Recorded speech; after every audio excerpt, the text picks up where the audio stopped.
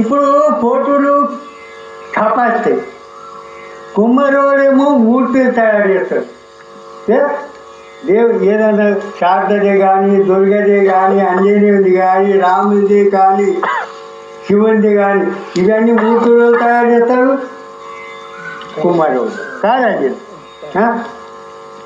అయితే కుమ్మరోడు ఒక మాట దేవునితో ఏమన్నాడట, ఇవి దృష్టాంతం చెప్పదని కథలు, ఈ కరెంట్ అని అవద్దమైతే అది నాకు తెలియదు. కానీ అయితే ఒక కుమారుడు అట దేవునితో అన్నాడట, దేవా అనవచ్చ, నువ్వు మూర్తిని చేసుకుంటా జగంలో తోలేస్తావనవచ్చ. ఇప్పుడు కుమారుడు ఏమంటున్నాడు, నువ్వు మూర్తుల్ని చేసుకుంటా అంటే మనుషుల్ని మూర్తుల్ని చేసుకుంటే జగంలో తోలేస్తానమాట, నేను ఈ జగంలో మూర్తిని చేసుకుంటా అమ్ముతుంటా అనమాట.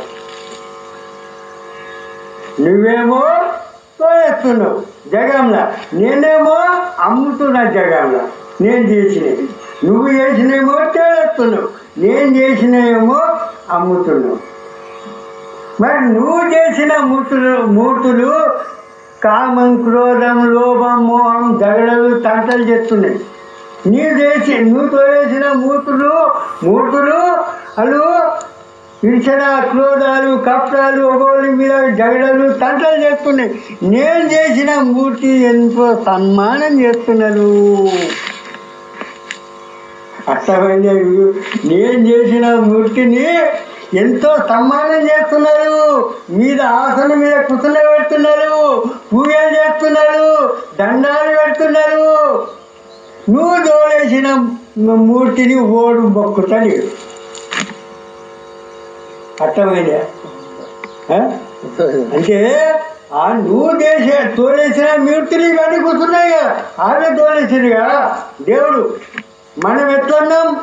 రాగా, దేశాలు, కప్టాలు, నిందలు, ఈర్షణ, ఇవే ఇళ్ళనే ఉన్నాం మనం అంతా.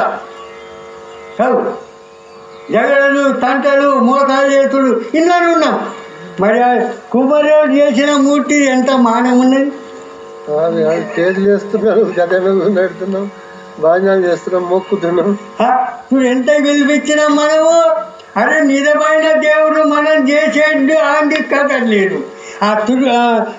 కుమారుడు చేసిన మూర్తిని అంత కదిలిస్తున్నాం మనం. మరి పలకలేవు, ఏమంటలేవు. నువ్వు దానికి అడుగుతున్న దేవానకు సుఖమి, దేవానకు వైభోగమి, దేవానకు శాంతియు, దేవానకు ధనమియు. ఎవరు ఒడియాలా?